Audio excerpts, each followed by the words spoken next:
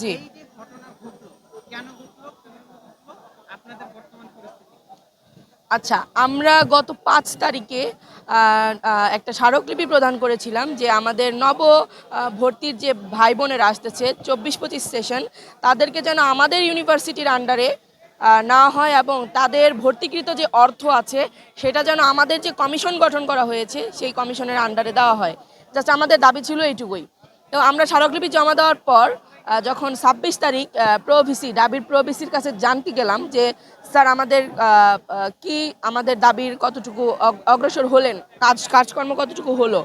তো তখন উনি আমাদের সাথে খুবই রুড বিহেভ করে, খুবই খারাপ আচরণ করে, আমাদেরকে সেখান থেকে বের করে দেয়। তো তারপর আমরা দাবি জানালাম যে আমাদের এই দাবিগুলো স্মারকলিপিতে উল্লেখ করা যে দাবিগুলো ছিল এগুলো যেন মেনে নেওয়া হয় এবং আমাদের সাথে যে উনি আচরণ করেছে, খারাপ দুর্ব্যবহার করেছে, উনি যেন আমাদের কাছে ক্ষমা চায়।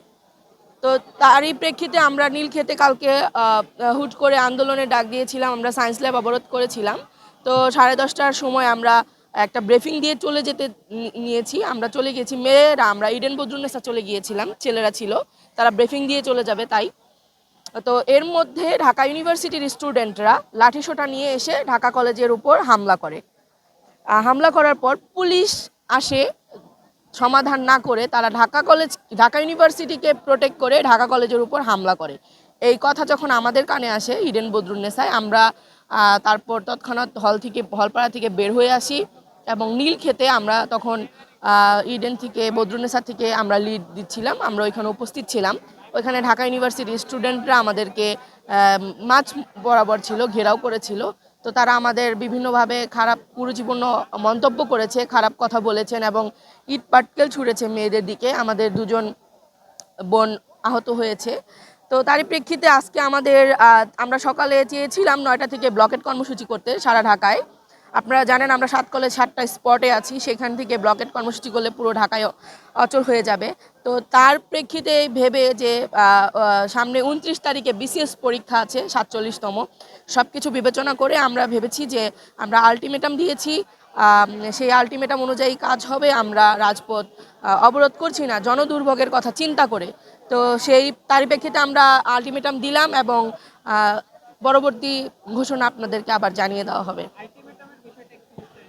যে আলটিমেটামের বিষয়টা হচ্ছে আমরা চাচ্ছি যে আমাদের স্মারকলিপিতে প্রদান করা দাবিগুলো খুব কঠোরভাবে একদম শীঘ্রই মেনে নিতে হবে এবং ঢাকা ইউনিভার্সিটির যেই স্টুডেন্টরা আমাদের নারী শিক্ষার্থীদের উপর হামলা করেছে এবং ঢাকা কলেজকে স্টুডেন্টদের উপর হামলা করেছে সন্ত্রাসী প্রক্রিয়ায়, তাদেরকে আয়ত্তে এনে তাদের শাস্তি দিতে হবে, দৃষ্টান্তমূলক শাস্তি দিতে হবে এবং তাদের প্রভিসি যিনি এই পুরো ঘটনার দায় নিবে এবং উনি নিতে বাধ্য, কারণ উনার জন্যই আজকে এত ঘটনা ঘটলো।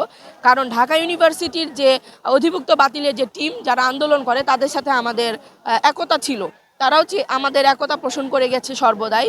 তো হঠাৎ করে কেন ওনারা লাঠিসোঁটা নিয়ে আমাদেরকে মারতে এসেছে? অবশ্যই এখানে প্রভিসি ইন্ধন দিয়েছে, অবশ্যই এখানে তৃতীয় পক্ষ ইন্ধন দিয়েছে। তো আমরা সেই ক্ষেত্রে চাচ্ছি যে প্রভিসি ইমিডিয়েট পদত্যাগ চাই, প্রভিসিকে আর এখানে রাখা যাবে না। জি।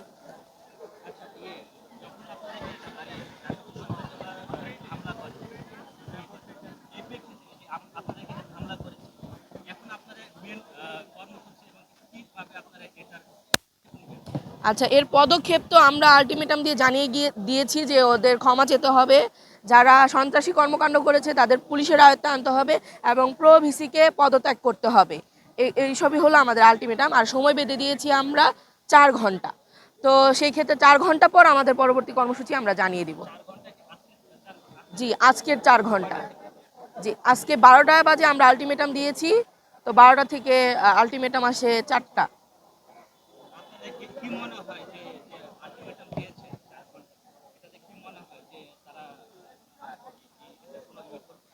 আমাদের মনে হয় করবে, কারণ ঢাকা ইউনিভার্সিটির প্রশাসন, যে ইউজিসির প্রশাসন সর্বদাই আমাদের সাথে একতা পোষণ করেছে।